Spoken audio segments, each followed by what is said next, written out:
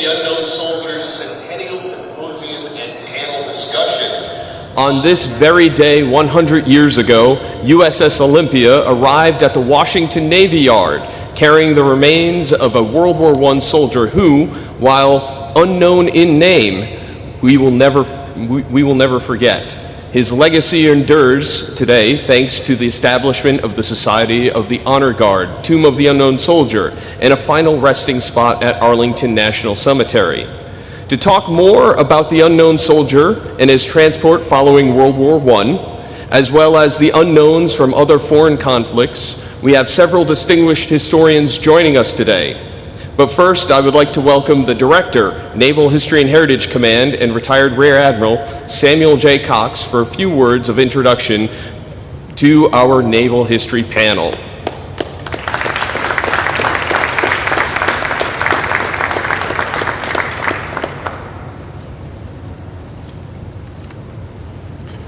Well, good afternoon, ladies and gentlemen. It's great to be here today. It's actually a spectacular day, very unlike the day 100 years ago when it was dreary and rainy, and may have been actually more fitting for bringing the unknown soldier here. But you know, on the tomb of the unknown soldier, the unknowns, is inscribed, you know, "Here rests in honored glory an American soldier known but to God." What a lot of people don't realize is actually how close that soldier came to his last resting place, being with thousands of sailors lost at sea. But let me back up a little bit on that. I was asked to kind of set the stage for the actual panel discussion and what led up to, you know, the decision to create the Tomb of the Unknown Soldier. World War I was a bloodbath, unprecedented in Western history. There were, you know, wars, rebellions in China that rivaled it in terms of the number of people that died, but you're talking millions.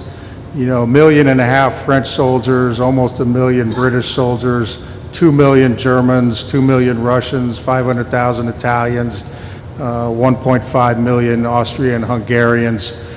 Just a carnage on a scale that no one of that day was particularly familiar or, you know, had ever experienced before.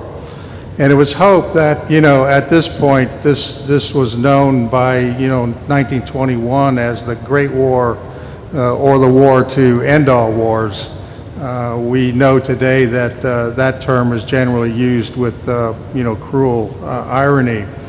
But in the case of the United States joined the war late, you know, on the side of the Allies in April 1917, and we suffered 116,500 something American servicemen lost or who died during that war. Which it's important to note that, you know, 63,000 of those died of disease and accidents, including about 45,000 soldiers who died as a result of the Spanish flu. Most of them actually in the United States, about 12,000 forward area of France and 12,000 during transport across the ocean on board, you know, Navy ships trying to get to the theater. However, 53,000 were in fact, you know, killed in battle during the war. Most of them in the last 3 months. It took almost a year for the U.S. Army. The Marines got over there pretty quick in relatively small numbers, got into the action first, but it took a while to mobilize the U.S. Army, get it over there. So almost all those casualties were in the last 3 months of the war, which makes those several months in U.S. military history among the bloodiest, you know, per month. Couple, you know, Antietam, Gettysburg, there were days that were worse, but in terms of sustained casualties, it was very, very hard to, you know, find something to compare with those last 3 months. Plus another 200,000 wounded, you know, many grievously as a result of, you know, gas attacks you know, just a horrible war. So this was actually, you know, an opportunity, and in the United States, you know, there was no like VJ, VE Day, mass celebrations, because the end of the war, on the 11th of November, 1918 coincided with the peak of the Spanish flu epidemic within the United States, which actually killed almost 700,000 Americans. And unlike the COVID today, actually focused on, if you will, the young and the healthy. In fact, the better your immune system was, the more likely you were to die. So it was a very, very challenging time in the United States. Following, at the end of the war, the British and the French were the first to come up with the idea of having a tomb of the unknown. And they had their first ceremonies a year earlier in November of 1920, the British in Westminster Abbey and the French at the Arc de Triomphe. Those countries had a little bit different policy than we did, in that the British and French policy was that soldiers were buried near where they died. So if you were a British soldier and you died at Kut al-Amara in Iraq, that's where your grave was. The U.S. took a different policy in giving families the option of that if you wanted your service member back, we would try to bring them back, assuming we could identify them. But among the 53,000 who were killed or, died in battle, about 3,500 were missing in some fashion or unidentified, and in the end, the unidentified was about 1,200 troops. And if you understand how that war was, a battle over very small areas, muck, mire, barbed wire, way too dangerous for anyone to go out and retrieve bodies, so bodies would just rot and sink into the mud, and the plague of rats and whatnot. It was just all around an unpleasant experience, and that's putting it, mildly. There was a American Army general who was in command of troops in Europe, who first came up with the idea that we should do what the British and French are doing and have this honor to an unknown soldier. It was originally turned down by the Chief of Staff of the Army on grounds that we're still trying to identify a lot of these remains, and oh, by the way, it's something for Congress to deal with. Well, there was a congressman from New York who was what would be considered extinct today, a liberal Republican, named Hamilton Fish, and Hamilton Fish III, and he had served as a white officer in the 369th Infantry Regiment, which was an all-black unit, which the Germans called the Hellfighters, later became known as the Harlem Hellfighters, because that's where most of the troops were from, which, by the way, was awarded the Congressional Gold Medal only this year.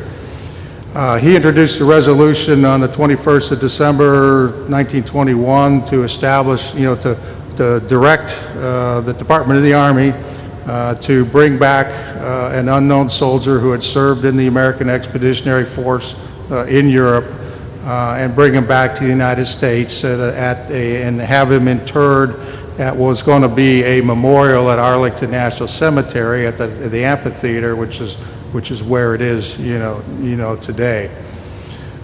In the process of doing that, it quickly became, in order to bring him from Europe, you had to bring him on a ship. So the Navy was tasked with the transport. Josephus Daniels, who was Secretary of the Navy in the Wilson administration, decided that he was going to assign the duty to the Olympia, which by then was over 27 years old, but had been the flagship of Admiral Dewey at the Battle of Manila Bay during the Spanish-American War of 1898. That battle was sensationalized by the press. I mean, the ship and Admiral Dewey were huge heroes. My history professor, when I was a plebe at the academy, said that battle took place because the Spanish couldn't find a white sheet big enough to be seen. But that said, it was a great victory. So the Olympia was viewed as the prestige ship in order to bring the remains, back. The original idea that the resolution was passed by Congress in March of 2021 after change of the Wilson administration to the Harding administration. The original idea was to have this happen on Memorial Day in 2021, but they were still trying to identify the bodies, and they couldn't react that fast. So it actually wound up happening several months later to coincide with the Armistice Day on November. But the Olympia went over, and I'm not going to go into the details of the harrowing transit and all of that, because we have some professional historians who are going to go into much greater and probably more accurate detail than I am. But I just wanted to kind of, set the, overall, here's the big picture of what's going on in 1921, 1922 time frame. And then we shall turn it over to, well, first, what I want to do is open it up to Gavin McElveen, who's the president of the Society of the Honor Guard, Tomb of the Unknown Soldier. And frankly, it was his vision. He probably had some help from other folks coming up with it to make a 100-year commemoration of the event of the unknown soldier arriving here. And through, I think he came to me, I don't know, 3 years ago now, and pushed this idea through quite a bit of bureaucracy. It got a lot of support, and I think we have a good event today. We're going to have a commemoration later in the afternoon out at the new plaque that's going to be dedicated today. So I think we're going to do a good job of honoring the unknown soldier. So with that, Gavin, let me turn it over to you.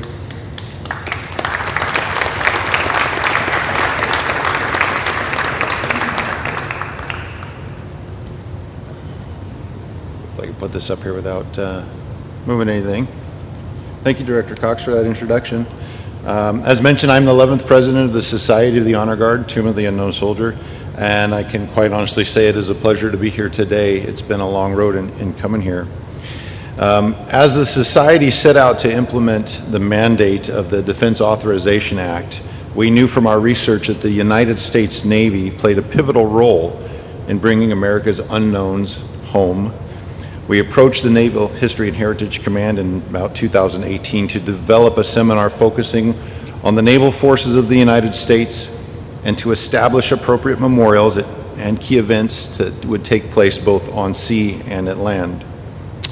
Today you're going to hear the details of each of the services that had a part to play in that history, including Chris Havern, the historian with the Naval History and Heritage Command, Luke Clausen, a living historian from the Independence Seaport Museum, Kara Newcomer, an archivist with the U.S. Air Force Historical Research Agency, formerly of the United States Marine Corps, and someone who has single-handedly helped us with our research, so thank you, Kara.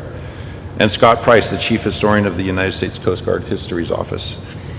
Again, I would like to thank Director Cox for partnering with us so many years ago and sharing our vision to bring this to the forefront. I think it's important that the Navy's history and the Marine Corps' history of their involvement with the unknown soldiers should be brought forward. On November 9th, 1921, when the World War I unknown soldier returned from France, he was received with full honors by the 2nd Squadron, 3rd Cavalry Regiment.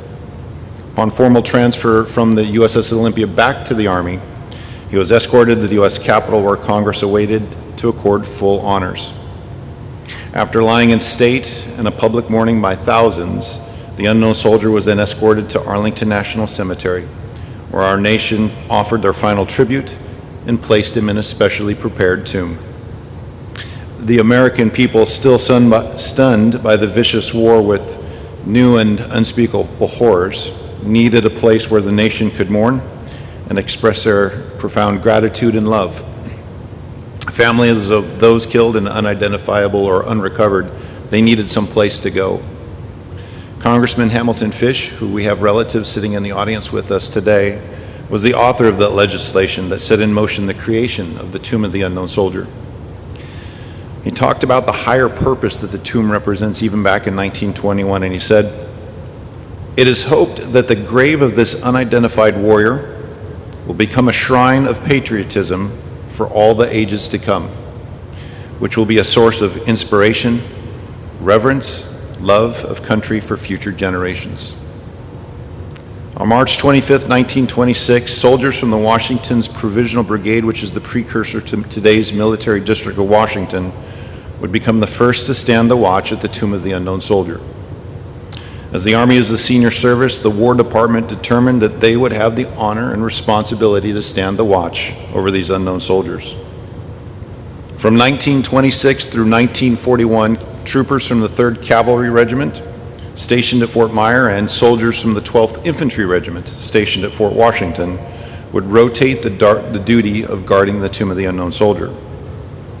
Once the 12th Infantry transferred down to Fort Benning, immediately followed by the 3rd Cavalry in 1942, the duty to protect the tomb fell to elements of the 703rd Military Police Battalion and the 711th Army Service Unit up until 1948. It was on April 6, 1948, that the 3rd United States Infantry Regiment, more commonly referred to as the Old Guard, assumed the duties of guarding the tomb, and we have kept that vigil ever since.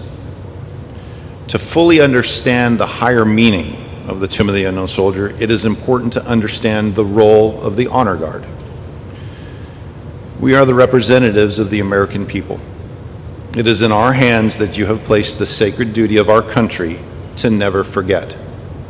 We are very proud of our discipline, and we are very humbled by this duty that you have placed upon us. This active duty guard post has changed very little since 1926, when the first tomb guard was posted. Tomb guards have stood watch over these unknown soldiers for generations, and we actually have a few tomb guards hiding out in the audience today.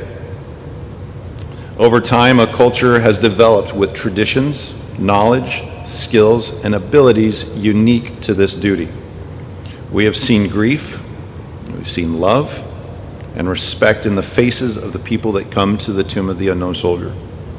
These experiences impacted those of us that have been selected at this post, and almost immediately in 1926, guards wanted a 24-hour post at the tomb, but this wasn't granted by the War Department until 1937. The Society of the Honor Guard Tomb of the Unknown Soldier is a nonprofit organization created by former and current tomb guards and like-minded American patriots. Our primary mission is to educate America on the history of each of the unknown soldiers that are buried on the East Plaza of the Memorial Amphitheater, as well as the sentinels that stand the eternal vigil. Our mission is defined and guided by the higher meaning of the tomb, that this shrine is about America's sacred duty to never forget or forsake those who have served and sacrificed on behalf of America in times of war and armed conflict, including our families. Our standards of practice and procedure are tempered by our discipline as tomb guards, and our understanding of this mission is fully informed by what we have borne witness to while standing the watch at the mat. Over the past 5 years, we have worked to fulfill the mandate of the National Defense Authorization Act by working to achieve maximum inclusion with all of our uniformed services, federal, state agencies, schools, and even patriotic organizations. The core thesis of what we were trying to do was to unite America by returning our fellow citizens, including our allies, who fought and died so that we can live as free people. We emphasized and encouraged communities, large and small, no matter how they are defined, to seek out their own veterans and recognize their service and sacrifice. We supported the federal government on the national commemoration for the centennial of the Tomb of the Unknown Soldier. We planned and assisted others in creating events outside of Arlington National Cemetery. We included our allies, but more importantly, we asked every American to reflect on what the Tomb of the Unknown Soldier means to them. The legislation that created the tomb was intended for the tomb to become a focal point to bring all of America together, that its meaning was not limited just to the Great War, the veterans who fought in that conflict. As we're going to learn today, there's much more to the story of the unknown soldiers than what is buried at Arlington. We did partner with other organizations like the American Rose Society to encourage communities, however they're defined, to create never forget gardens as places to educate and reflect upon service and sacrifice. As a result, I can say that there's gardens dedicated in all 50 states as well as over in the American Cathedral in Paris, France. We've asked our nation's veterans to gather their communities and plan national salutes on November 11th, just as President Harding did in 1921, when he asked our nation to pause and reflect upon all those who had just died in the most recent conflict, and then again to pause and remember those that will fall in the future in the defense of this great nation. We encourage the public to visit the historic USS Olympia at the Independence Seaport Museum in Philadelphia, to stand on the very deck that the unknown soldier was lashed during his very difficult journey home, and take part in ceremonies there 100 years later. I can say that the country of France does not forget the service and sacrifice of the millions of Americans who have come to their aid over the years, just as we do not forget how they came to our aid back in Yorktown when we were fighting for our independence. On October 25th, we did participate in a dedication ceremony of a plaque to mark the spot where the unknown soldier left France back in 1921. The mayor of Le Havre had this to say, and I had to quote him because it's very powerful. He said, 100 years later, the flame has not gone out. It symbolizes the gratitude we owe to those who gave their lives to help us end the war. It symbolizes the vitality that ties and unites the United States and France. The friendship between our peoples is real. She is old. She is often questioned because age of this bond of friendship and the affection we have for each other is never exempt from questions. Never acquired either, but it is real. You know, across the globe, American fallen are honored, remembered, and protected in the cemeteries maintained by the American Battle Monuments Commission. Recently, society members, along with the American Gold Star Mothers and the Daughters of the American Revolution, undertook a pilgrimage to follow in the footsteps of the World War I unknown soldier. We paid homage to these fallen warriors at the four meticulously maintained American Battle Monument Commission cemeteries in France, where that unknown soldier may have come from. Looking upon the rows upon rows of unknown dead, I can do no better to express the emotions felt by our group than by what Mayor Edward Philippe of Le Havre stated. He said, perhaps this unknown soldier would have preferred silence to speeches. Or maybe not. Here's another thing that we will not know. There are things that we do know because they are taken for granted. First, that we owe our way of life and our freedoms to those who fought to keep them. They sometimes come from the other side of the world. Second, with notable exceptions, none of us have really experienced war. That is why we have to study it. And finally, we know that we owe this unknown soldier. That is what brings us here together today. Today, as we listen to these esteemed panelists tell the story of our nation's naval forces and their role in transportation home of our unknown soldiers over the years, I would like to leave you with a thought from Congressman Fish. He stated that the burial of the unknown warrior should give the whole country an opportunity to express in a national way their tribute to the glorious dead. It will bring consolation and assuage the grief of 1,200 families, sons who's died unknown and unidentified. For each and every family will proudly claim that this body is that of their own son. We as Tomb Guards take special pride in the honor bestowed upon us to maintain the watch and ensure that America's sacred duty is performed with perfection. And I can assure you that we will not falter and we will never quit. And now, before we introduce today's main panelists, I would like to, which are being chaired, by Dr. David Winkler. I'm going to turn it back over to the Master of Ceremonies. So, thank you. The United States History and the Air Force History and Museums Program, the Center for Military History, the United States Coast Guard Historian's Office, members of the Society of the Honor Guard, Tomb of the Unknown Soldier, Joanne Maitland, President of American Gold Star Mothers, Channon Nudavong, Executive Director of the American Legion, Denise Van Buren, President General of the National Society Daughters of the American Revolution, and thank you for attending today. To open the panel discussion, I would like to introduce our panel chair, Dr. David Winkler, historian, Naval Historical Foundation, to get things started. Thank you, Tom. Admiral Masso, Admiral Cox, Gavin, wonderful presentations. On behalf of the Naval Historical Foundation, it is our privilege to answer the call to provide a moderator for this event, and I hope to be up to the task. As we are here at the National Museum of the United States Navy, the focus of this seminar is on the maritime aspects of the transit of the first and then subsequent unknown soldiers. It is fitting that we spend much of our focus on the ship and the journey of that ship that was chosen to conduct the solemn mission, the USS Olympia. Olympia's historical significance has not been lost on the Naval Historical Foundation.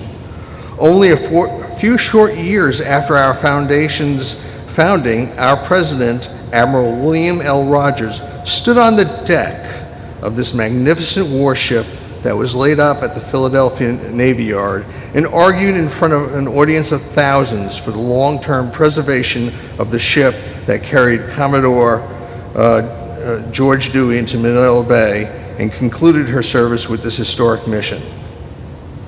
At the time, the Naval Historical Foundation was advocating for the creation of a National Navy Museum and enlisting the strong support of President Franklin D. Roosevelt, who envisioned a tidal basin where the Kennedy Center is today that would not only host the Olympia, but also the Constellation, the Hartford, and a World War I vintage flush decker.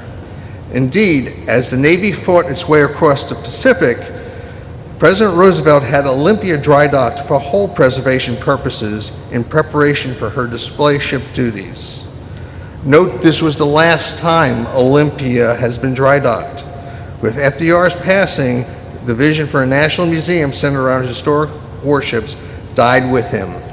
If one wonders what that visitor experience might have been like, one need not go further than Portsmouth, England, where the National Museum of the Royal Navy is centered around the Mary Rose, Victory Warrior, and the Submarine Alliance.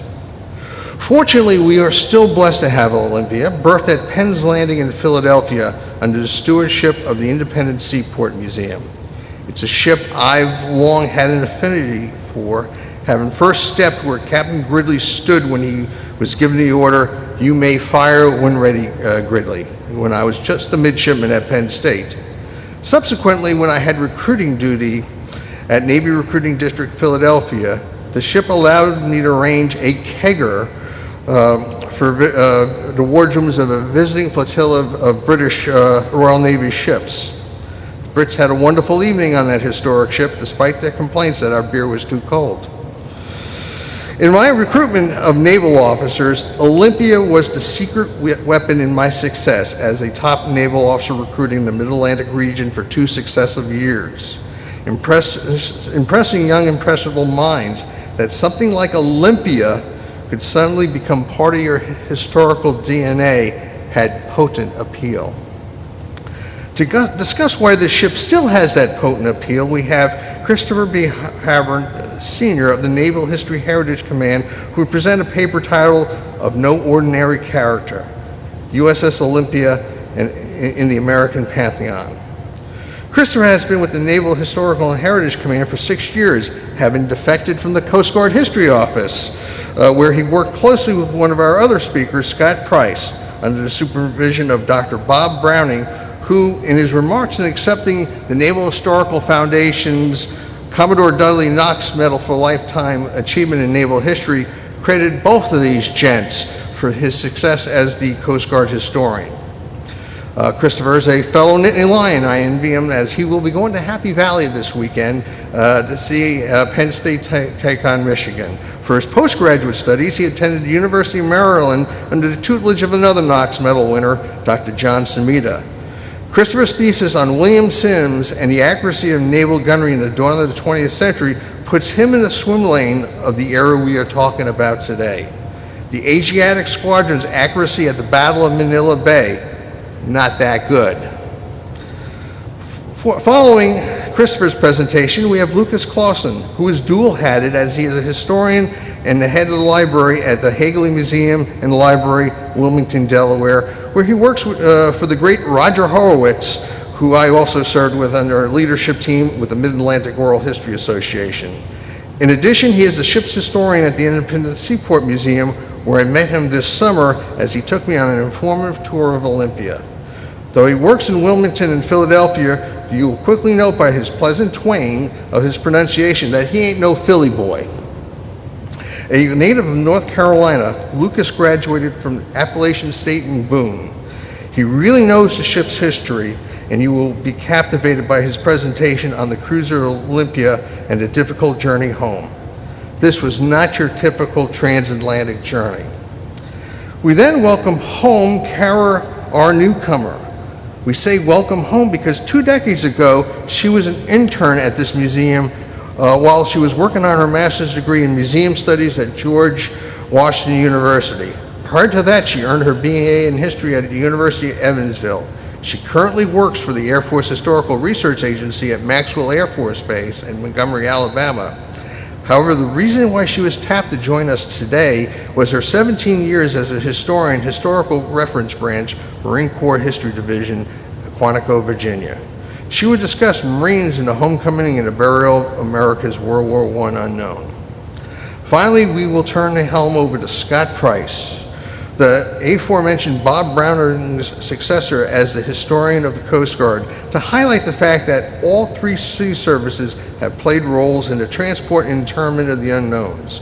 Born here in D.C., Scott grew up in Nebraska and studied history at the University of Nebraska under Peter Maslowski. Like Christopher, he also studied under the great Dr. Semita at Maryland. His tenure at the Coast Guard History Office now goes back nearly 3 decades, with his arrival there in 1993. His office has been in the news recently with the discovery and identification of the wreck of the famous cutter Bear off Newfoundland this past year. Scott will focus on the U.S. Coast Guard's role in the interments of the Tomb of the Unknowns, 1921, 1958, and 1984. Please hold on questions until the completion of our last paper. I will now yield the floor to Christopher Havern. Thank you, Dave.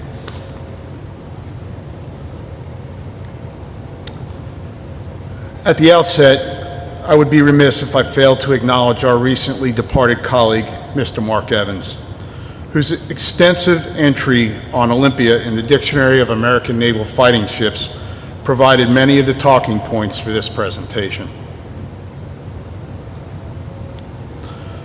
While the Navy was the primary instrument, one of the primary instruments in defeating the Confederacy, the fleet fell into disrepair, shrinking from almost 700 commissioned ships in 1865 to a mere 48 in 1880. That began to change with President Chester A. Arthur and his Secretary of the Navy, William E. Chandler.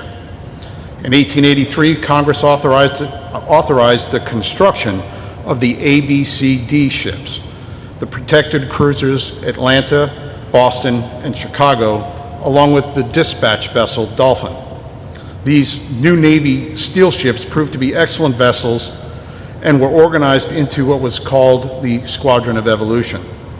Around the same time, the Naval War College was founded in Newport, Rhode Island in 1884. Under Commodore Stephen B. Luce's guidance, the institution fostered the navalist writings of Captain Alfred Thayer Mahan that fundamentally altered the Navy's strategic mindset. As historian George Baer noted, the U.S. Navy transformed itself according to a role and structure expressed by a protean concept of sea power as an offensive battle fleet employed by a competitive maritime nation. and that sea power ideas and the creation of an offensive fleet changed the way the Navy thought about itself and the way that Americans thought about their Navy. In 1890, therefore, President Benjamin Harrison's Naval Secretary Benjamin F. Tracy proposed the construction of 200 ships of all types. Though Congress rejected that, the Navy Act of 1890 did authorize 3 battleships, and by 1898, the U.S. stood 5th and rising among the world's navies. Olympia was an important component of that process. Olympia was a single ship class of unique design that historian Benjamin Cooling noted signified a new American resolve. Authorized in 1888, she was laid down on 17 June 1891 at the Union Iron Works in San Francisco and launched on 5 November 1892. She was 340 feet at the load waterline with a 53-foot beam and displaced 5,870 tons. Though classified a protected cruiser, her deck armor extended over her entire length as opposed to just over her propulsion plant and ammunition storage. Olympia's primary propulsion was 2 triple-engine vertical reciprocating steam engines driven by 6 Scotch boilers, making her one of the first naval vessels so equipped. These lightweight, minimum height engines were more effective than earlier single and double engine types. Olympia's arrangement generated more than 13,500 horsepower and trial speeds of 21.7 knots.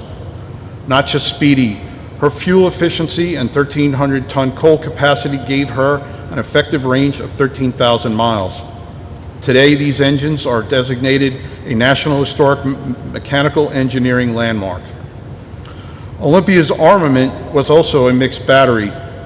Her 4 8-inch 35 caliber breech-loading rifles were mounted in 2 armored turrets and were the first to be fitted with electric firing devices. She mounted 10 5-inch 40 caliber rapid-fire guns and 24 other guns ranging from rapid-firing 6-pounders to Gatling guns. She also had 6 above-water tubes for her 18-inch Whitehead torpedoes. The dynamo room generated electricity throughout the ship and provided power for her refrigeration and ice making. Secretary Tracy remarked that Olympia's sustained speed, exceptional coal endurance, powerful battery, and a certain amount of armor protection make her a cruiser of no ordinary character. Historian John Alden even referred to her as a colonial battleship of sorts. Outfitted as a flagship, Olympia was commissioned on 5 February 1895, and setting out for her first operational deployment with the Asiatic Squadron on 25 August 1895, she reached the Far East in November. With the sinking of Maine on 15 February 1898, the U.S. Navy deployed in accordance with contingency plans in development since 1894. On 25 April, Congress declared war, and Secretary of the Navy John D. Long informed Commodore George Dewey, Commander, Asiatic Squadron, on board Olympia, that war has commenced between the United States and Spain. Dewey was to proceed to the Philippines and, quote, commence operations at once, particularly against the Spanish fleet. You must capture vessels or destroy, use utmost endeavors, end quote. After drilling, distributing ammunition, and fireproofing, the squadron departed China on 27 April 1898 and arrived off Luzon 3 days later. After a final meeting on board Olympia, the squadron proceeded to Manila Bay in search of their quarry. Awaiting was Contra Almirante Patricio Montoya y Pazaron's Pacific Squadron. With Dewey's force holding decided advantages in tonnage, speed, and armament, Montoya chose to fight from a stationary position, but failed to integrate his shore batteries into his deployment. Entering Manila Bay on 1 May 1898, Olympia led the ships in column, followed by Baltimore, Raleigh, Petrel, Concord, Boston, and the revenue cutter McCulloch. At 05:15, the Spanish opened fire at 9,000 yards. With the fire ineffective, Dewey closed. At the 5-fathom mark, the Americans turned westward and brought their port batteries to bear. Within 5,000 yards at 5:40, Dewey turned to Olympia's commanding officer, Captain Charles V. Gridley, and said, "You may fire when you're ready, Gridley," end quote. Olympia commenced fire 1 minute later, followed by the rest of the squadron. As Dewey later reported, the squadron maintained a continuous and precise fire at ranges varying from 5,000 to 2,000 yards, countermarching in a line approximately parallel to that of the Spanish fleet. While vigorous, Spanish fire was ineffective. Olympia's superior fire drove back the only Spanish threats when they attempted to close. Having received an erroneous ammunition expenditure report, Dewey disengaged at 0735. In just under 2 hours, however, U.S. gunfire had devastated the Spaniards and forced Montojo to transfer his flag. Armed with an accurate ammunition count and believing the enemy still capable, Dewey resumed the fight at 11:16.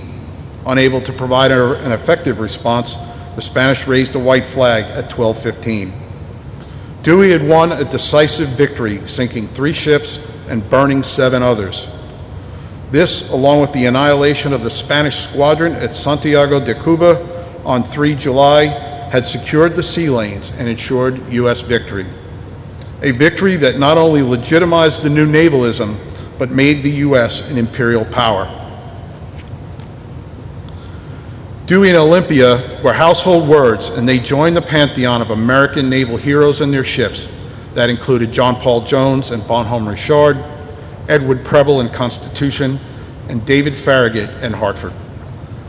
As victor of the action that announced the advent of U.S. imperialism, Olympia was the herald of empire. When she hove to off New York Harbor on 26 September 1899, it was amidst great public fanfare. The Dewey Day Naval Parade in New York Harbor on 29 September marked the ship's triumphal return, and Governor Theodore Roosevelt, former Assistant Secretary of the Navy and Rough Rider, boarded the ship to congratulate Dewey and his crew. President William McKinley commissioned the George Dewey Peace Jubilee Medal to honor the Commodore's triumph. Postcards with the ship's image were widely distributed. After the celebrations, Olympia was decommissioned and dry docked for much needed maintenance. While in the yard, she was adorned with special decoration on her bow and stern, and a commemorative plaque was mounted on her forward turret. Recommissioned in January 1902, Olympia was fitted with wireless telegraphy and then joined the North Atlantic Squadron as Caribbean Division flagship. In this capacity, the ship became an instrument of now President Roosevelt's big stick diplomacy. Transferred to the European Squadron, she spent much of 1904 in those waters before decommissioning on 2 April 1906 after further Caribbean service. Olympia remained largely out of commission for 6 years, but did conduct 3 Naval Academy summer training cruises. In 1912, she was moored as a barrack ship at Charleston, South Carolina, until placed in ordinary in 1914. Later that year, after a refit, she recommissioned on 2 January 1915 to serve again in the Caribbean. Decommissioned again on 9 June 1915, she underwent another major refit at Charleston. Her 4 turreted 8-inch guns were removed, and she was rearmed with 12 4-inch guns. The U.S. declared war on Germany on 6 April 1917. 1 week later, on 13 April, Rear Admiral Henry B. Wilson, Commander Patrol Force Atlantic Fleet, broke his flag on Olympia. While underway on 25 June, she grounded in Block Island Sound. She was then towed to the New York Navy Yard, where she was again rearmed, this time with 10 5-inch rapid-fire guns. Also an early type of sonar, the Fessenden oscillator was mounted to detect U-boats. Thus equipped, Olympia turned to conducting convoy escort missions along the East Coast. With the outbreak of the Russian Revolution in 1918, however, the Admiralty requested a U.S. warship be sent to Russia. CNO William S. Benson concluded that the only vessel which might be possibly made available for this duty is USS Olympia. After another modification, Olympia reached Murmansk on 24 May 1918. Olympia's sailors, among other duties, served as a landing force to fight the Bolsheviks, and the ship became flagship for Rear Admiral Newton A. McCulley, Commander, U.S. Naval Forces, Northern Russia. Olympia cleared Murmansk on 13 November 1918, 2 days after the signing of the armistice. With the war over and repairs in Britain completed, Olympia steamed for the Mediterranean to ensure peace in the post-war Balkans with the Inter-Allied Patrol. Olympia cruised the Adriatic, making port calls to maintain order. She later steamed to Turkey and witnessed the tumult of the Greco-Turkish War and the Ottoman Empire's demise. Olympia would primarily serve in the Mediterranean until May 1921. Recrossing the Atlantic, the ship spent the summer operating off Virginia and served as an observation platform for the aerial bombing tests of Billy Mitchell in July. As the next speaker will cover Olympia's voyage in detail, I just will briefly address her selection for this mission. On the return of the unknowns, then Secretary of the Navy Josephus Daniels wrote on 31 January 1921, quote, "I think if it should be undertaken that it would be most fitting and appropriate that the body of this unidentified soldier or Marine should be brought to America in this ship, which holds a unique place in American history," end quote. Olympia would be selected for this honor in September 1921. That selection was likely based on two considerations. On the practical side, her flagship configuration, fuel efficiency, and corresponding economical operating costs mitigated for her selection. Perhaps more importantly, her publicity profile and the symbolic link to 1898 likely figured even more prominently in that decision. This honor would ultimately reaffirm and close Olympia's prominence as the herald of empire. She cleared Philadelphia on 3 October 1921, bound for Le Havre, France. After conveying the remains home, Olympia would spend much of 1922 in the Caribbean, even transiting the Panama Canal's Gatun locks. Returning to Philadelphia, she decommissioned on 9 December 1922. Reclassified a light cruiser, Olympia was briefly placed on exhibit during the Philadelphia Sesquicentennial Exposition in 1926, and on 30 June 1931 was redesignated an unclassified miscellaneous auxiliary. Her historical significance probably delayed her retirement and certainly prevented her scrapping during World War II. Declared unfit for further naval service, Olympia was stricken from the Naval Register on 2 January 1957. The ship was transferred to the Cruiser Olympia Association and towed to the Keystone Dry Dock and Repair Company, where she was made safe and presentable for the public. Designated a National Historic Landmark in 1976, she remains berthed at Philadelphia's Independence Seaport Museum. Like her design and service life, Olympia's legacy is unique. What was noted by Josephus Daniels a century ago still rings true today. The oldest steel warship afloat, Olympia serves as the most prominent artifact and tangible link to the dawn of the American century. Her construction marked a time of transition for the United States Navy. Much like today, that era compelled the Navy to assess the emergent situation in order to chart a way forward amidst a multitude of challenges.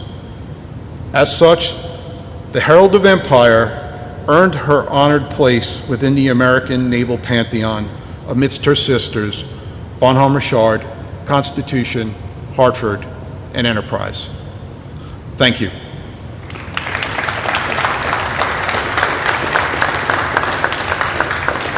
Historian with the Independent Seaport Museum, as well as site historian with Hagley Museum and Library in Wilmington, Delaware.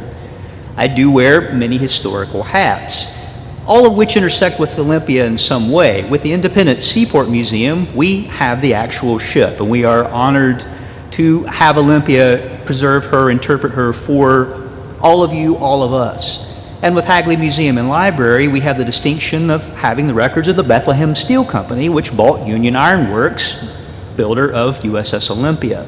So my jobs interact with Olympia in many ways. So it's my honor and privilege to talk with you today about Olympia's journey bringing the unknown soldier home.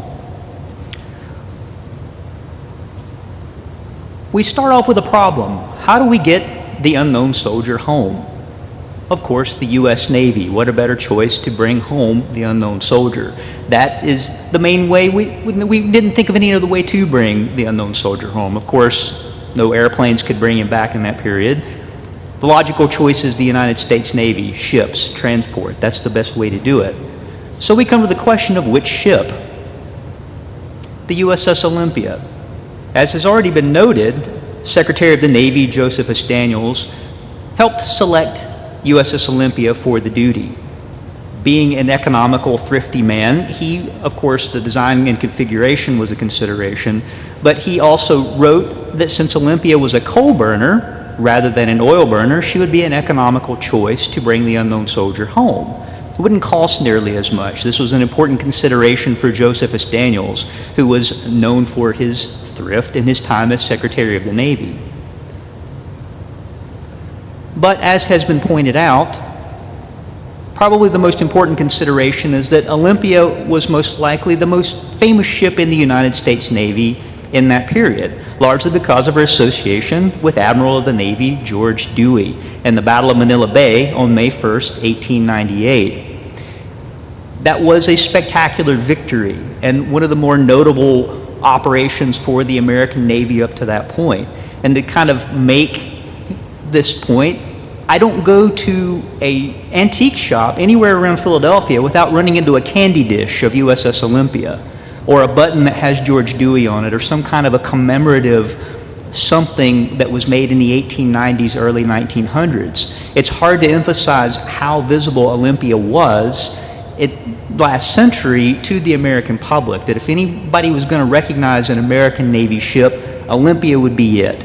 And so again, this was part of the larger consideration. But then also with George Dewey himself, one of the lead admirals in the Navy, someone who tried to keep the memory not only of Olympia alive, but of the U.S. service in the Spanish-American War. He didn't let Americans forget that. So this goes into the larger considerations of why USS Olympia to bring home the unknown soldier. So USS Olympia left Melville, Rhode Island after coaling on October 3rd, 1921. She even had aboard with her a special guest, James Seebeck of Fox News, who was authorized by the Secretary of the Navy to go along and document the journey, which was a pretty important thing in that period, to send a reporter along on a journey like this. She made the crossing without incident and landed at Plymouth, United Kingdom on October 14th, 1921. Olympia sent representatives to visit Britain's unknown warrior while in Plymouth. This was another important thing for the U.S. Navy, to send representatives to visit Britain's unknown warrior, given the weight of the journey, what they were there to do. So Olympia was one of the main representatives for the U.S. government to show our solidarity with Britain and later with France in Le Havre. So Olympia departed Plymouth on October 23rd, 1921. She landed or arrived at Le Havre 2:40 a.m. local time on October 24th, 1921. After mooring, her officers and crew spent the day receiving visitors, such as the American consul at Le Havre and French Admiral Barth, leader of French naval forces in the area. October 25th was a pretty important day for cruiser Olympia. At 2:20 local time, her officers and crew assembled to receive the American unknown warrior. The official ceremony began at 2:30 p.m. when the escort and body arrived at the Le Havre dock. Following a brief ceremony by the French Army and members of the American Expeditionary Force still in France, Olympia secured the unknown and got underway at 3:28 p.m. local time. On the way out of Le Havre, she received and returned salutes by various French ships and was escorted by French destroyers, 6 of them, and the American destroyer USS Reuben James. The escort ships departed company with Olympia between 4:50 and 4:55 p.m. local time, to which Olympia proceeded out to sea alone. In taking on the unknown soldier, there's a bit of a problem with his transport. There's not a way to bring him below decks. The unknown soldier had to be lashed down on the weather deck, that there were no doors wide enough to allow the coffin to go through. There were also no hatches you could take him through, because that would mean turning the coffin up on end, which of course would be an unacceptable thing to do. You did not want to turn this coffin on end and disturb the remains within the casket. So Olympia's carpenters built a transit case, which you see in this photograph, to take him up to the weather deck, where he was lashed down atop a hatch, a passing hatch going down toward the admiral's and captain's cabins. And to show you where this is located,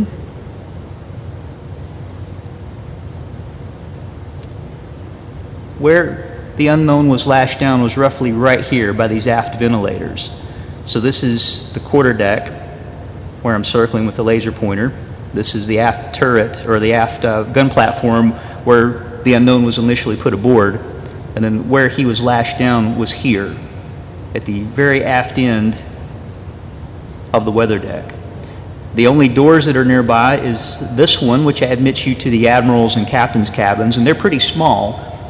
To give you an idea of size, I have to duck to get in this door, and it's only about as wide as my shoulders. It's not a very wide door to be able to take a body in through, and it's the same size doors all throughout the superstructure deck of Olympia, so there's just no good way to bring him aboard, bring him inside. So think about this as we talk about the journey, the rest of the journey to get the unknown soldier home.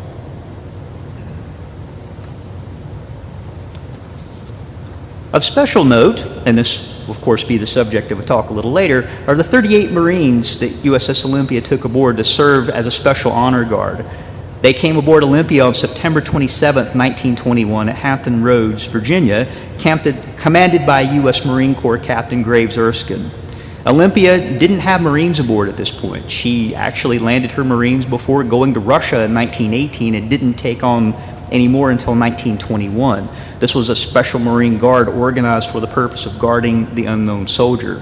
Again, not to steal the thunder of our next speaker, but these are the men who were guarding the soldier, that they were aboard Olympia, they stayed up on the weather deck, they provided a 24-hour guard for the unknown soldier during the entire transit.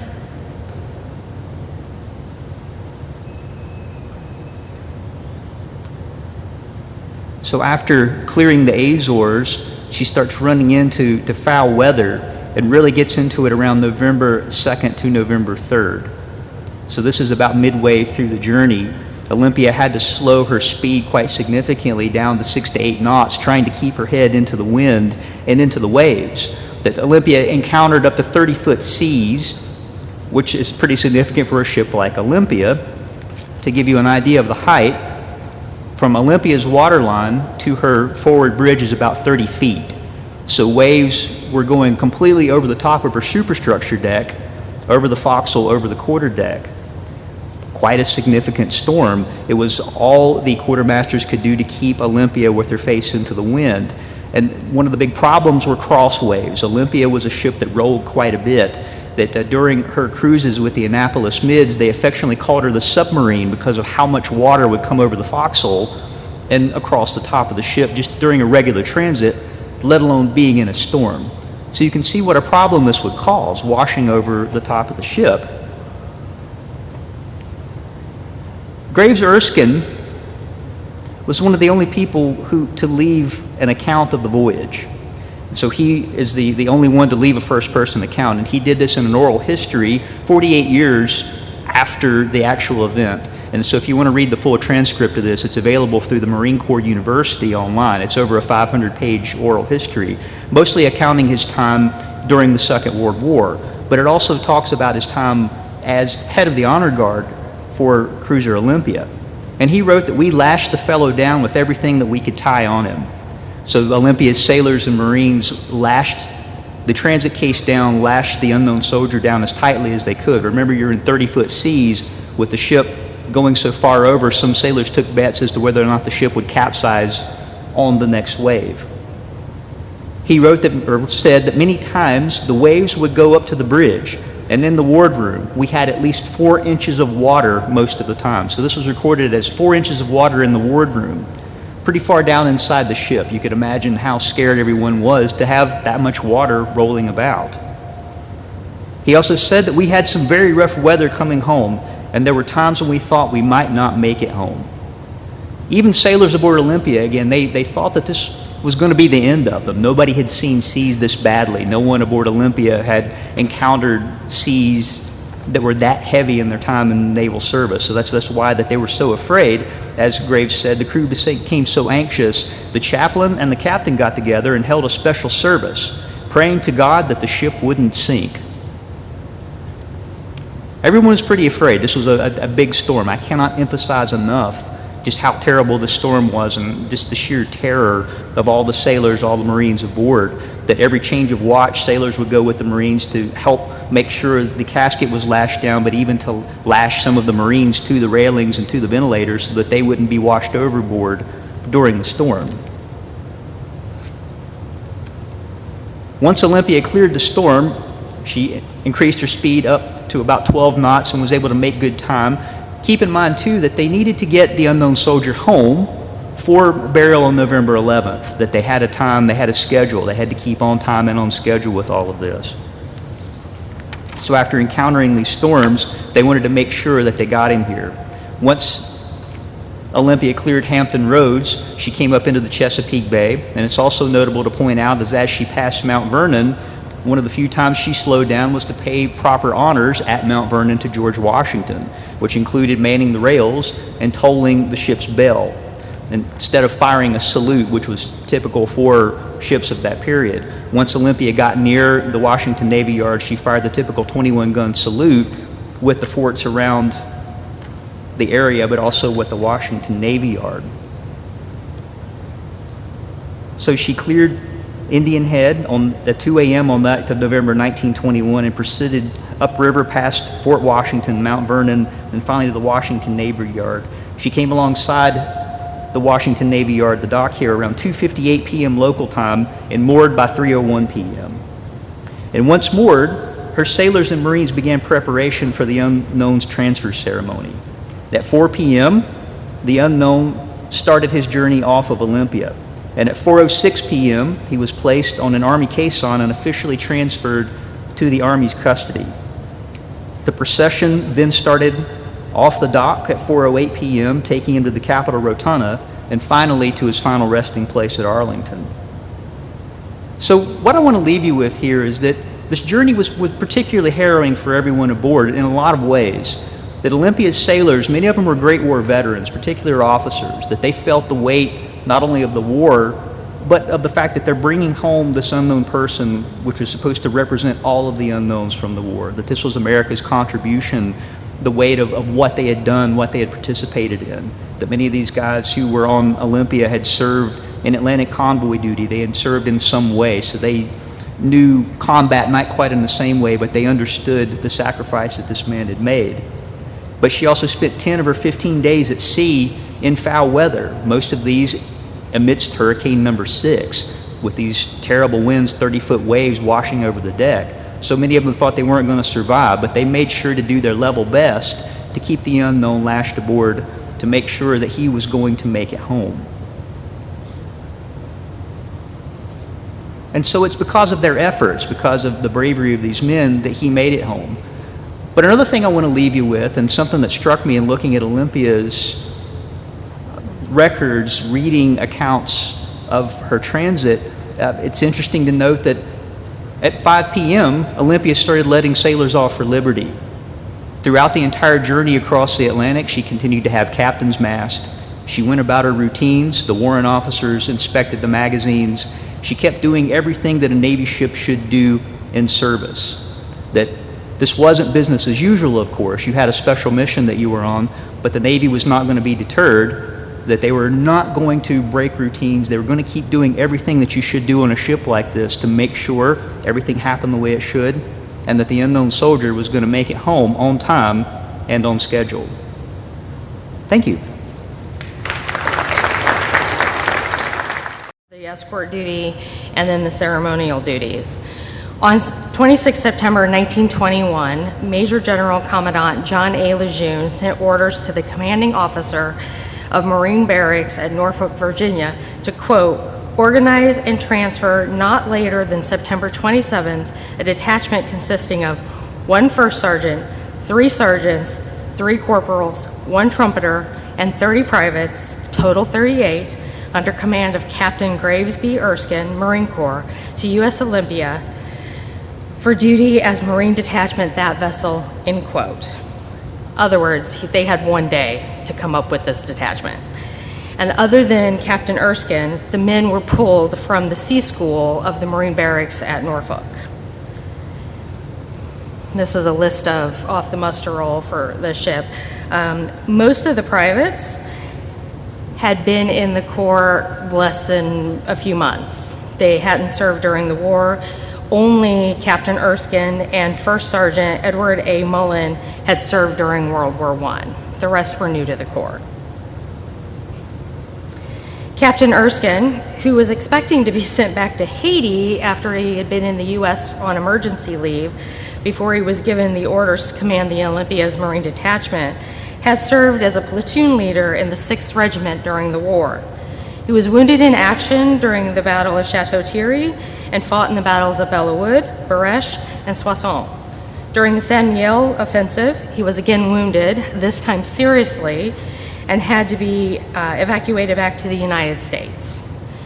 Years later, during the same oral history interview, he assumed that he'd been selected for this duty because he was supposedly fluent in French because he was from Louisiana and had taken French for many years.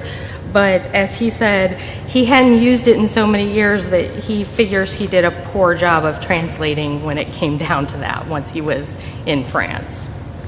First Sergeant Mullen, who was an instructor at the Sea School, spent the war as part of the detachment of the USS Huntington as it ran escort duty to and from Europe. He will stay in the Corps also until he passes away in 1945 as a commissioned warrant officer. The Marines boarded the Olympia on the 27th, and the ship set sail from Hampton Roads for Newport, Rhode Island that same day. The ship arrived in Rhode Island 3 days later, and then 3 days after that, on the 3rd of October, the ship departed the U.S. The Olympia arrived in Plymouth, England on the afternoon of the 14th, and on that very day, the whole Marine Detachment paraded for Vice Admiral Montague Browning of the Plymouth base. 2 days later, Captain Erskine accepted an invitation from the British Admiralty to be their guest along with other American officers during the presentation of the American Medal of Honor to the unknown British warrior interred in Westminster Abbey. On the 17th, he was there as the Medal of Honor was presented by General of the Army's John J. Pershing. While also in England, Captain Erskine officially called on the Commandant of the Royal Marine Light Infantry. It was made an honorary member of their mess. The ship left for France on the 23rd of October and then did arrive on the 24th as previously stated.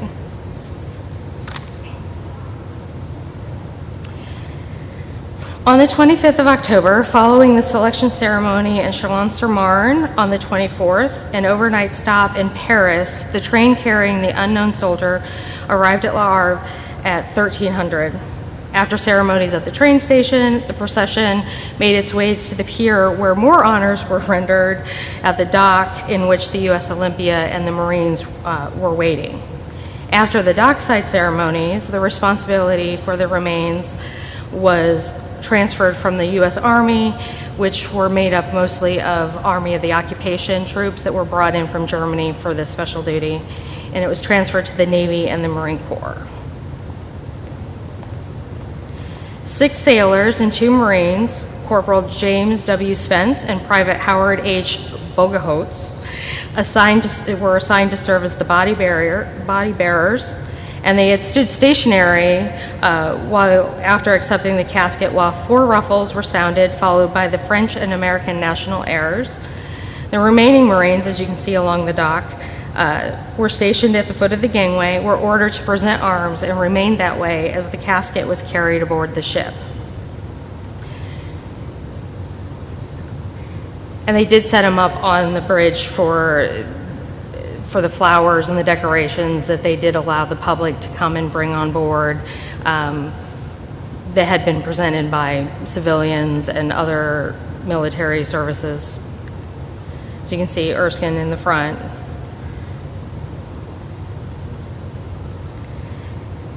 During the 15-day voyage, the Marines stood regular 4-hour watches around the clock to safeguard the transport case in which the casket was enclosed. As mentioned, the ship had to be kept topside because it would not fit through any of the ship's hatches without being tilted, which was, of course, unacceptable. And it was lashed down with the waterproofing case and heavy manila lines as precaution against the rough seas. Upon occasion, the Marine guard on duty would also need to be secured to a pole on the deck in order to remain standing due to the severe weather.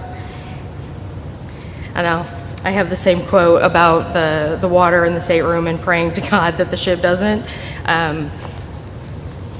He also mentions that they couldn't even sit at the tables to eat, that they could grab a coffee and a sandwich, but they'd have to hold on to something and grab their sandwich with one hand just to eat because the ship was pitching so badly. During the worst of the storms, the Marine sentry would wear complete foul weather gear, including hip boots. One Marine caught topside at the height of the storm barely missed being washed overboard by a huge wave. He saved his life by clutching to the lifelines that had been rigged up. The sea filled his hip boots, snatched them off his legs, and swept them over the side into the churning sea.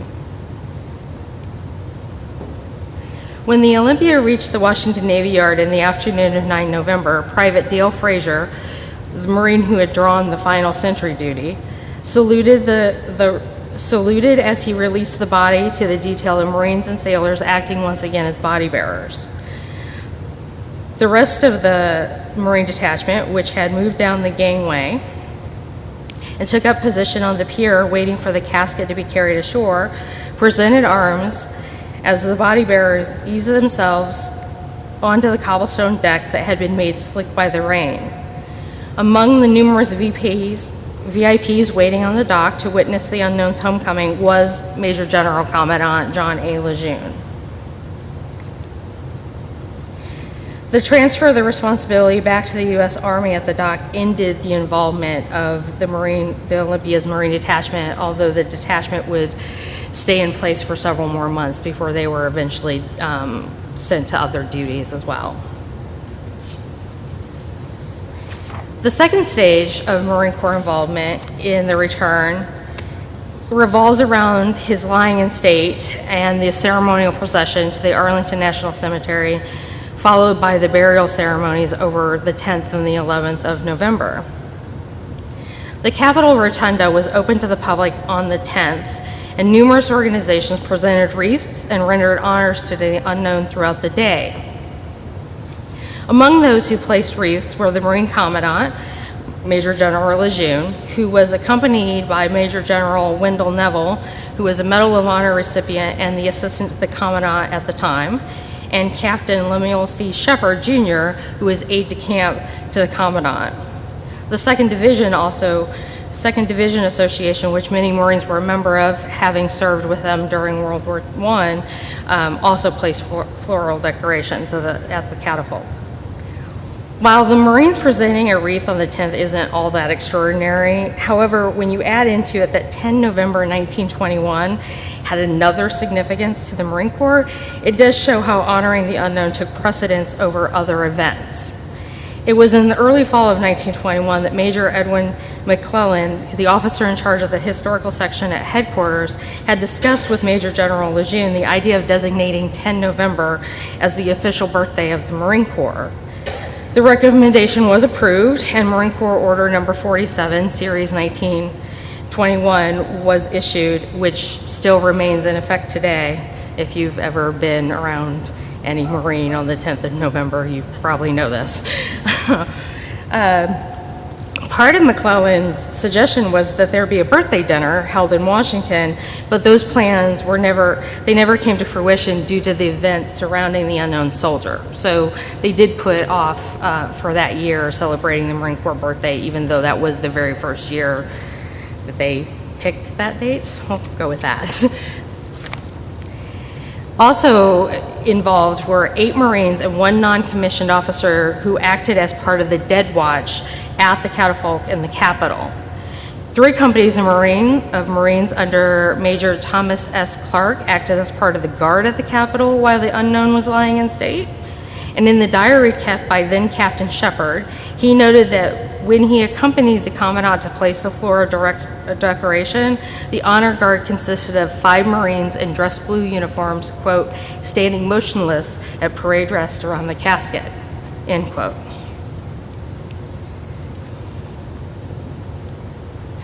On 11 November at 8 o'clock, the 8 specifically selected pallbearers carried the casket from the rotunda down the east steps to the waiting caisson. The pallbearer selected from the Marine Corps was Gunnery Sergeant Ernest A. Jansen. Gunnery Sergeant Jansen, who had served under the alias of Charles F. Hoffman for nearly his entire career with the Marine Corps, due to him having once deserted from the Army, was the only enlisted combat awarded Medal of Honor recipient from World War I still on active duty at that time. He was awarded both the Army and the Navy Medal of Honor for bravery at Chateau Thierry on 6 November 1918 while serving with the 49th Company, 5th Regiment. Major General Wendell Naval served as an honorary pallbearer. Marines were well represented in the parade on the 11th as well. Major General Lejeune, of course, was among those walking, but there was also a company of Marines from Quantico, as well as the Quantico Marine Band, which composed of 190 pieces.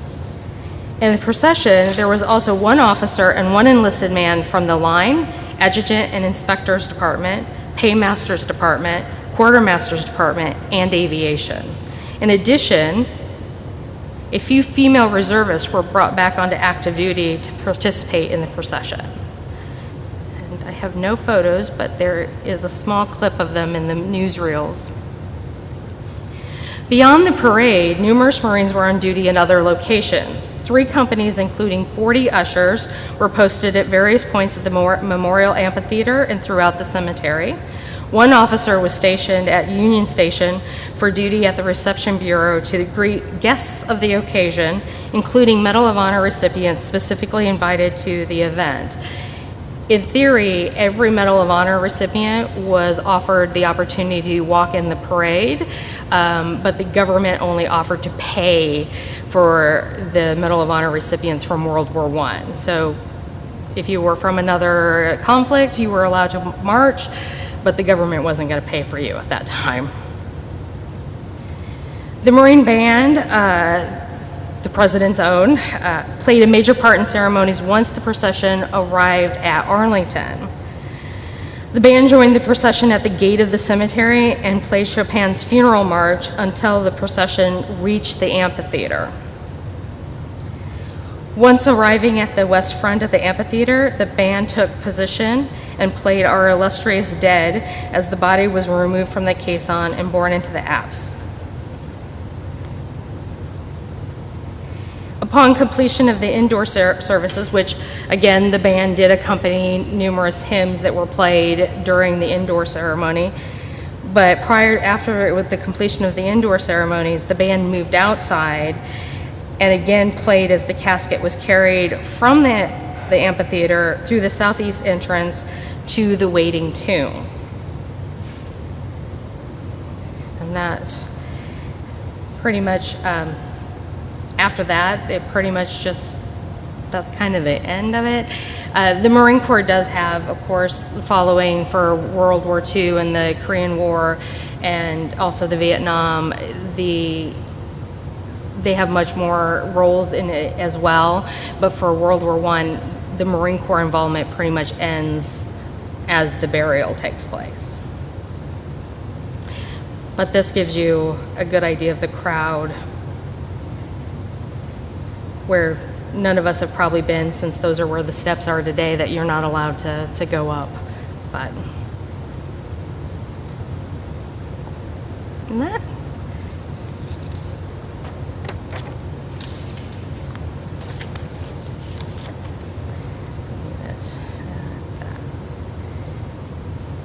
And of course, the Commandant was present with the whole, and so were the body bearers for that one. So that pretty much concluded the Marine Corps' participation with the ceremonies, their specific part anyways. So, thank you.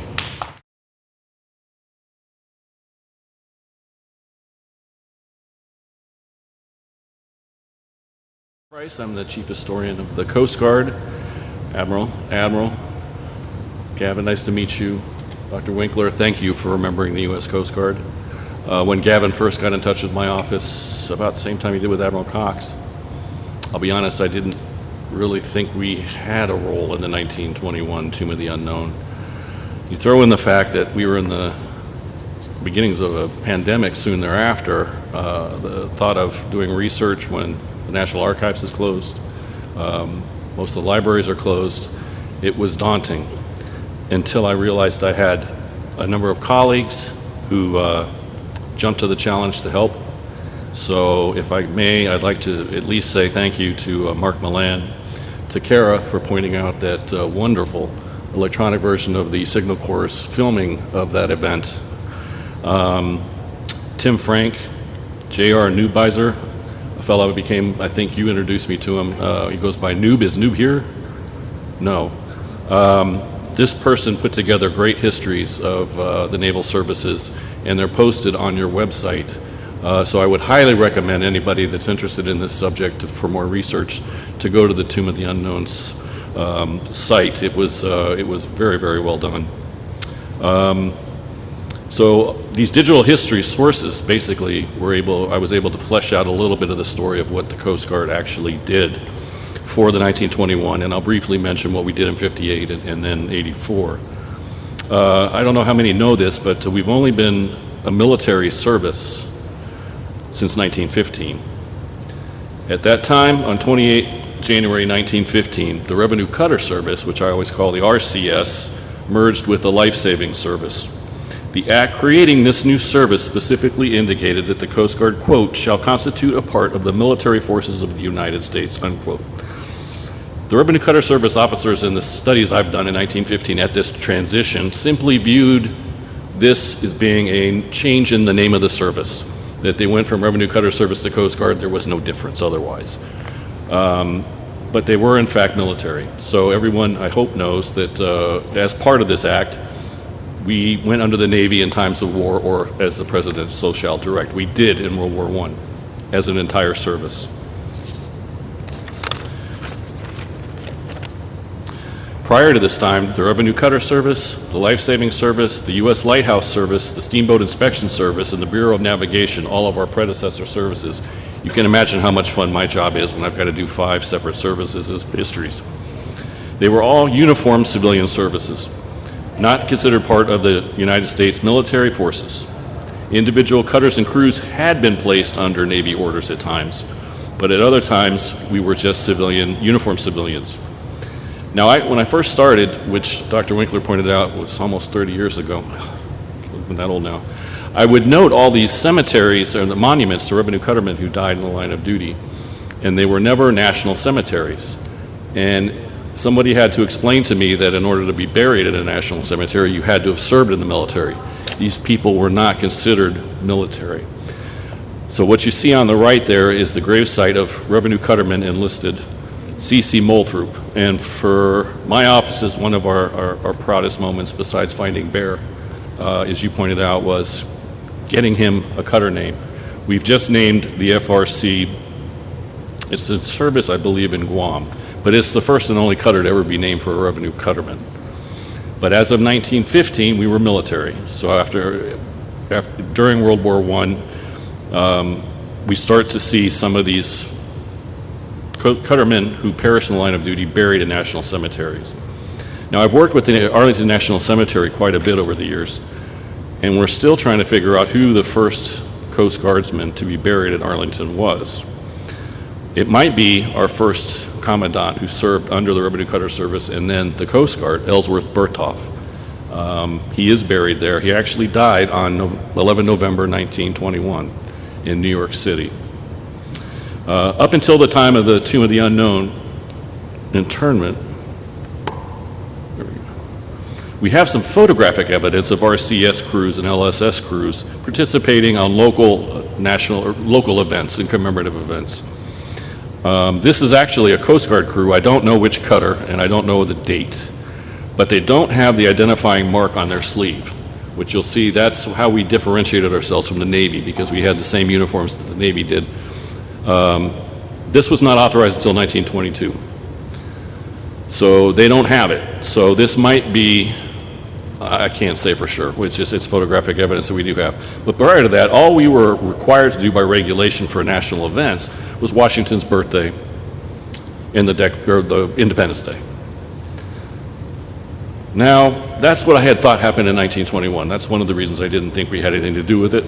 But Mark Milan, who I think some of you will know, actually had worked at the National Archives before, so I had an inside source, could kind of go around the rules a little bit, and we found some of the paperwork that came from the Secretary of War, including a September 30th letter where he formally requested Coast Guard participation in the internment of the World War I unknown.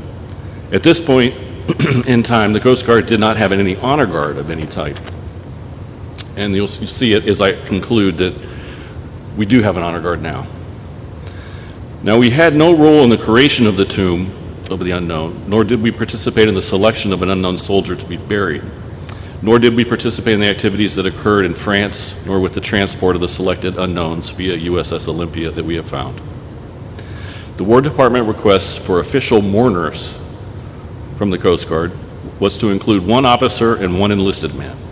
And as I said, that letter came in 30 September 1921. Secretary of Treasury replied by letter on 8 October, noting that he had selected Lieutenant Philip Roach and Chief Boatswain's Mate Howard A. White as the Coast Guard mourners.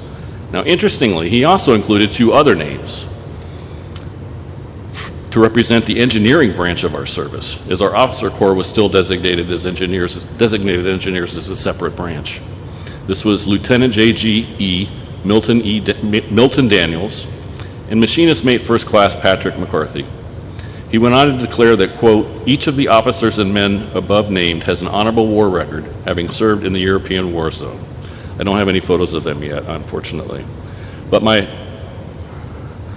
office does have archival and photography collection, and in our special collections I found the papers of Rear Admiral Roach. This is the lieutenant that participated, including copies of his orders to serve in this internment ceremony. Thanks, Chris. The orders came from the War Department, as I'd mentioned, and instructed Lieutenant Roach, upon the recommendation of the Assistant Secretary of the Treasury, you are hereby officially designated to take part in the ceremonies connected with the burial of the unknown American in Washington and at National Cemetery, Arlington, Virginia, November 11th, 1921. You should report to the Commandant General, District of Washington, before November 5th, 1921 for instructions. The order was dated October 21st, 1921, and was endorsed by the Commandant on October 25th. That's the Commandant of the Coast Guard, noting that, quote, comply with the above instructions, unquote. I was shocked if you were to do something like this today, an event like this today, to have something just 2 pages, and that's all you have in your records on something as this. Is pretty impressive. I guess you might say simpler times. There was one other document to round out Roach's collection regarding the ceremony, and it was dated November 8th, 1921, and simply read, quote, the officer and enlisted men designated by chiefs of branches of the War Department, Navy Department, Marine Corps, and Coast Guard as official mourners will assemble on the north side of East Capitol Steps at 0745. I think that was the time. The first number was a little illegible. November 11th, 1921. That was it. I was unable to locate any further archival documentation regarding the Coast Guard's participation, but fortunately Tim Frank did send me copies of the Army's Orders of March documents from NARA 2. Those, along with the Army's The Last Salute, Civil and Military Funerals, 1921 to 1969, confirmed that these men, according to the 2 diagrams of the formations in the former documents, were placed in the contingent behind the Medal of Honor marchers. The diagram noted that representatives of the Army, Navy, Marine Corps, and Coast Guard 8 abreast, led by senior officer present, and arranged in column from head to rear according to rank.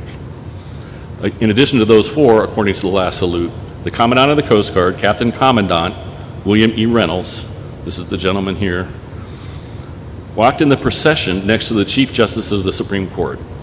Another Coast Guardsman, unidentified at this time, but I'm going to bet it's Lieutenant Roach, marched with former President Woodrow Wilson's entourage. The Coast Guard's participation in the internment at Arlington was a first for the service and demonstrated that it was one of the nation's armed services. The routine nature as to how Coast Guard leadership handled the event is interesting. But without further archival research, it's difficult to assess what that leadership thought about its role and the role the Coast Guard played in this historic event. It was not mentioned in the Coast Guard's annual report for 1921, and if you've ever done research on Coast Guard history, you know they put everything in these annual reports. So I found that fascinating. Although the service took great pains to document its annual operations and justification for the service's budget requests for the following year, and to justify its expenditures during the year. Right after that, I'm not sure the exact date, we buried Ellsworth Berthoff, the first commandant who died on that day. And he probably is the first Coast Guardsman buried at Arlington. And then I don't know if anybody knows Arlington that well, but there's a place called Coast Guard Hill. And it's where it was originally called the Tampa Memorial, which was a cutter we had serving in World War I European waters, lost with all hands. Interesting to note, too, there's an unknown Coast Guardsman still buried in Wales from the Tampa. But that memorial is there and has since become known as Coast Guard Hill. So we have stronger ties, and they're building from this day forward with Arlington National Cemetery. I put the photo up, I'll see, with Reynolds and his wife. That was 1922, soon after what happened with the Tomb of the Unknown. In 1958, we were much more involved, and Noob documented, so if you really want to know in detail what we did for 58 and then also 84, check out Gavin's website. We had a cutter, USS CGC Ingham, which is a museum ship down in Key West now, under the command of Captain C.R. Krauser, and served as an escort vessel. All the way up here until the Blandy, which was bringing up the 1958 the internment ceremony, but they tied up here at Pier 1. So Ingham was here too for that. We had a little bit more in our archives on the public affairs angle of what went on and the selection of its pallbearers. They were not official mourners, these were actual pallbearers. I don't know exactly how they were chosen, but here you see the Commandant, Vice Admiral Alfred Richmond, with the three chosen. And I always thought it was interesting to see a 3-star admiral and then some senior enlisted, and the looks on the enlisted men's faces says a lot, I think. But these are the three that were chosen by lot. I don't know. It was QM1 Lennox Johnson, BM1 Joseph Knoll, Master at Arms aboard Westwind, and aviation machinist Leo Richard, who was a flight engineer and mechanic man at Air Station Salem. As I said, I'm not sure the process of how they were chosen, as our file consists of public affairs press releases, some photography, but AM1 Richard was replaced in early May 1958 by AM1 James Fachko, who is the gentleman in the whites, due to an emergency. I had no other information in their participation as pallbearers in the event, but interestingly, Vice Admiral Richmond, and by the time he made the decision, he was promoted to Admiral. He's our first 4-star Commandant.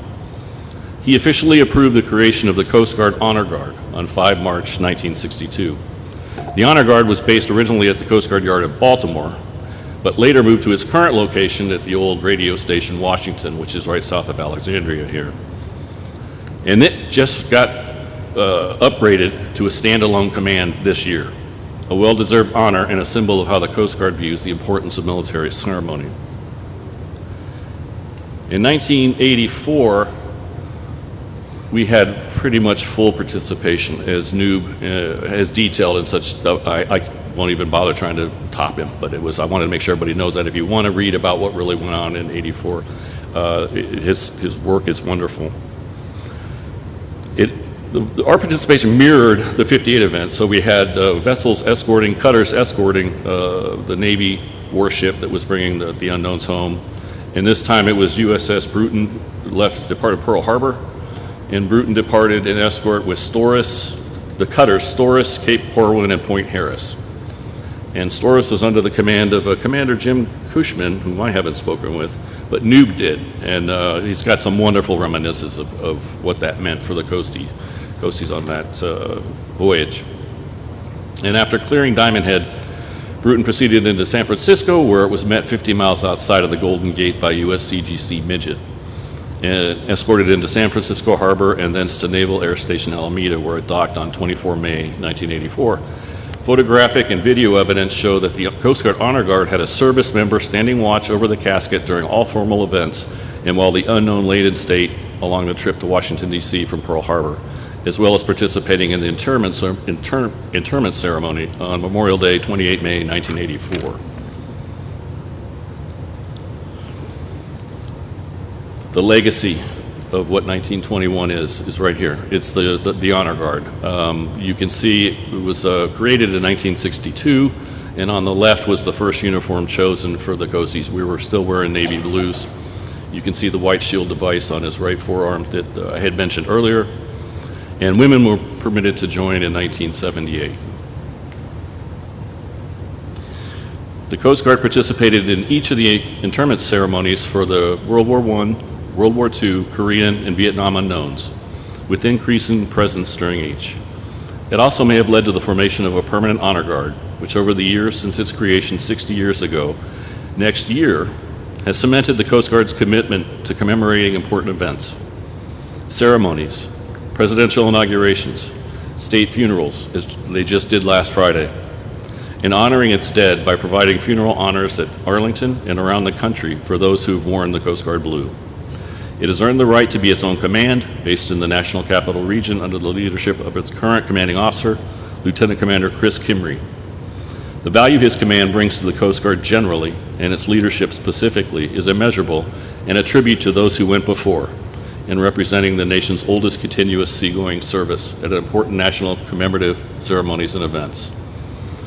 So in conclusion, I'd like to offer my thanks again to my colleagues who've helped me out so much with the research, for all of you for attending, and for you all, to Admirals and Dave, for remembering the Coast Guard. So thank you.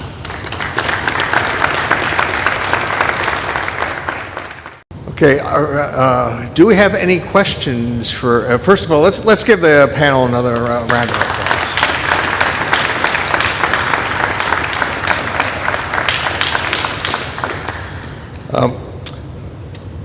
Well, one question I have personally as the moderator, with an interest in Olympia, and Olympia has been a central focus of this gathering here. For Lucas, how is Olympia today? Well, that is the $64,000 question. Olympia she needs your help, but it's in better shape than you think. The bigger problem is her decks. The U.S. Navy been pouring about 4 inches of concrete atop of wooden decks in the 1940s, which we tried to keep sealed over time. As that has deteriorated, one of the bigger problems is as it rains, water comes down from the top, gets in the ship from above. The hull is in surprisingly good shape, but she doesn't need to be dried out. We've been using the portable coffer dam going around Olympia's waterline for the past several years. We've done over 185 feet of the waterline using a composite resin to fill in some of the holes. But again, she does need help. There's a lot of work that has yet to be done. We are in the midst of a large fundraising campaign that you can check out at the Seaport Museum's website to see what we're doing, but then also see how you can contribute what we can help. To the positive side, we've done a lot of work recently. We've been able to open a quarterdeck to visitors. It's the first time in over 20 years we've been able to welcome visitors onto the quarterdeck. We recently dedicated a new monument to the unknown soldiers that have come aboard. This is atop a hatch that we slash in for the transit home. So there's a lot of good stuff going on. Olympia is by no means a lost cause. Please come out, see the ship, and help out if you can. Okay, thank you. Any hands in the audience? Go ahead. Go ahead. So I have a question for Kara about your gunnery sergeant and his illustrious desertion from the Army. Gunnery Sergeant Ernest Jansen, he had, so very early when he was 17, with his parents' permission, he joined the Army. He enlisted for about 9 months, and then he deserted. And then maybe a year, he rejoins the Army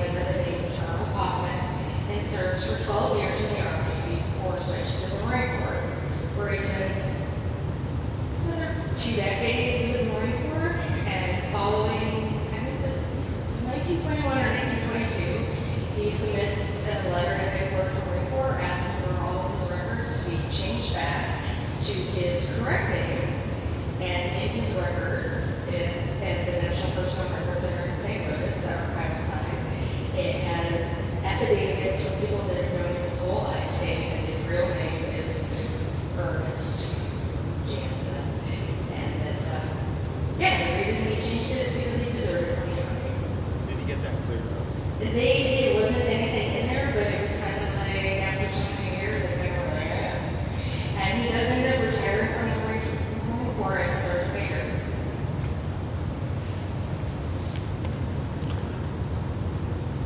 Go ahead. This question is for any of you who cares to respond. Did any of you have a very moving moment when you were doing your research where you discovered something and it really fit in with the general theme, or just this surprising element that you didn't anticipate discovering prior to it? I'm curious about the research side. Yeah, for folks in the back, the question was, in your research, was there like a moving moment that you had when you came upon something that, it kind of floored you? Well, I guess I'll take this first. Yes, for me, because despite the fact that my son lived in Philadelphia for 3 years, and I would pass by the seaport to go visit, I hadn't made a visit to the ship. And then I happened to be in Philadelphia for my nephew's wedding. And it's like, I really need to get over there. And despite the fact it's probably a day very much like when the ship landed here, right? It was raining, but Lucas arranged for me to visit, and I met with the staff members, and they took me throughout the ship, and I was really taken back by not just being on board the ship, which, despite being a naval historian as an Army guy, I haven't really done a whole lot in my life, so that was part of it. But I was also impressed by the state of the technology from that time. I had once had the opportunity to be in Portsmouth and visit historic dockyards, and everybody wants to love victory and everybody wants to see Mary Rose, but I was really truly impressed by being on board Warrior, because I didn't really have an appreciation for what the technology was in 1860, and I was impressed by just the state of that ship. And it was a comparable experience for me to be on board Olympia. And as I was speaking with the staff member there, whose name I forgot, and I apologize. It's kind of interesting, the juxtaposition of a ship like Olympia on one side of the Delaware River, and from Olympia you can look across and see, Camden, and you can see the battleship New Jersey. And the note that I made in my talk about the fact that it was kind of a transition for the Navy, and we wouldn't get to New Jersey and beyond if you don't have an Olympia along the way.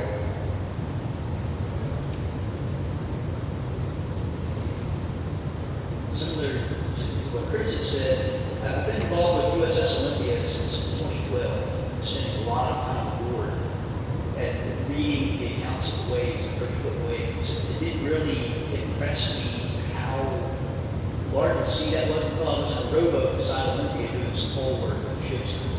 And to look up and see the bridge and realize how far away 30 feet is from a ship like that. And then to go up the bridge and look back down. But then also the gravity of realizing they couldn't, that there's just really no way they could have brought being on soldier in. Whenever you see these hatches, it doesn't really strike you until you have to go through a hatch or go through one of these doorways to realize that there is no way that they brought it in. It was just incredible to me to connect up what I read in these logs, reading versus reading the records to go along with it, and actually seeing the ship and making a connection between what I'm researching and what I experienced when I walked the ship. Stand on the decks, look at everything, and be confident.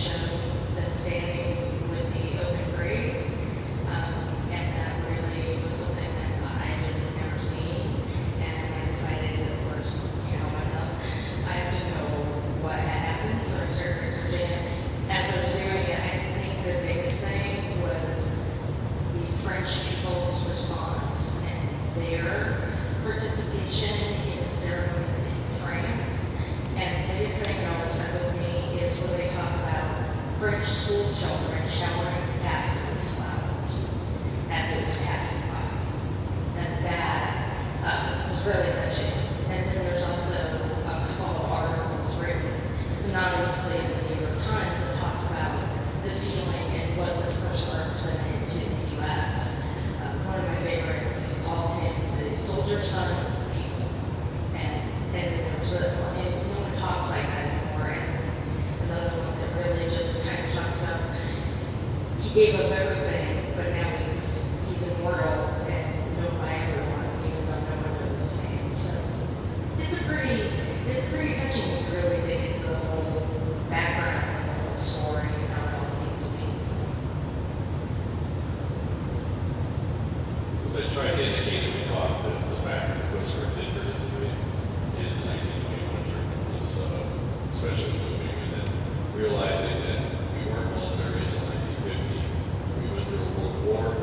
We had moral losses. If you think about the losses of better, we were about 10,000 in World War I. And Tampa had 111 Coast Guards on board, but also 4 Navy crewmen. So that was a significant loss. To see that the Coast Guard was invited to participate in the 21 trip was amazing. And then the tie-in with Arlington National Cemetery, we had to connect with that. And then I shared the fact that we had Philip Roach's collection. This lieutenant that was told along the line to go comply with these orders by marching maneuver. But that was all that was in there. So you still had this growing realization. He documented every other part was like in great detail. So he did not yesterday didn't happen. But you're starting to see that the Coast Guard started to understand the fact that it was military and that it's an important part of being military. To commemorate, to have their traditions, to have their ceremonies. And that realization to me will impact my work going forward. And that it also brought my office's work closer with the Honor Room, who they're right out of the camp, and they are participating in ceremonies with heads of state and honoring those who have gone before, including Pope Paul just on Saturday, Friday. So that has been also really an inspiration for this research. And I hope I didn't get that across and get out much talk. So that's a good question. For Admiral Nassau. I want to thank all the panelists for wonderful presentations, and obviously Sam Cox and his great people. But Gavin, you mentioned in your remarks that we have some veteran honor guardsmen here in the audience. I for one, would like if they could just stand up so we can honor them for their great service, if you wouldn't mind.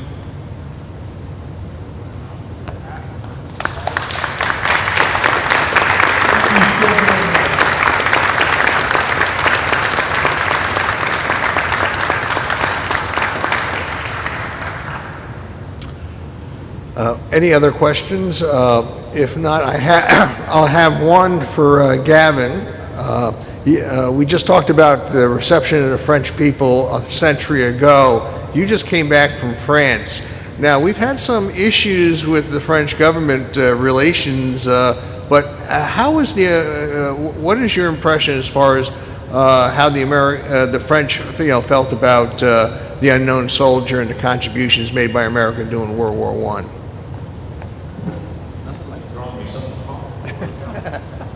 Yes, we had the opportunity. We had the opportunity to go to France, and we felt it was very important to talk to our allies about their contribution. And because when they stand the death watch in the Shoulder campaign, Shoulder Samar, as it was known back then, that was them watching over our people. They didn't have to. They could have just put them in the room. They just kept them on a transport, something like that. But they felt it was important because they had been directly impacted by that unknown American that came from the middle of our great country. Gets on a troop transport, goes overseas to an uncertain fate, and dies. So that feeling is still present every day. Even the youngest, they're taught this in school. It's important, as the mayor of Schiller mentioned, it's important for the young people to know what that is, know when it comes to governments and politics, that's beyond the soldier. It's not our duty. We worry about the ground that we fight on. We don't worry about who sends us. And that French and American tie is still strong. We spoke with Lieutenant General, President Allen of the First Alliance. He's a French Marine, and I had the honor to jump with French Marines when I was in the military. We talked about that very simple thing, that as warriors, and as French people and American people, that's where the bond still resides. We ignore everything else that goes on around us, and we know that to go. So that bond between two nations, since they came to our aid, and we've returned the favor on multiple occasions. The outpouring when we were there was overwhelming. And we've got plenty of people that were on that trip, Gold Star Letters, Daughters of the American Revolution. We're still processing the emotions. To see them come out in droves, to see them express themselves and thank us for what their ancestors received was pretty amazing. So I know that in Fort City, where the marker is, it's a big deal for them to remember and honor the American that came and saved them and was part of their city and part of their city system. I hope that answers the question.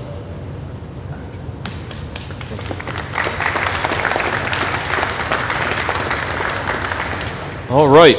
Well, on behalf of Director Cox, thank you to all for attending today's event. We extend thanks to our panelists for their time today to participate in the discussion. Special thanks to Gavin McAvena for his role in orchestrating this event and several others pertaining to the Tomb of the Unknown Soldier. And please join me in a round of applause for the National Museum of the U.S. Navy for hosting this symposium today.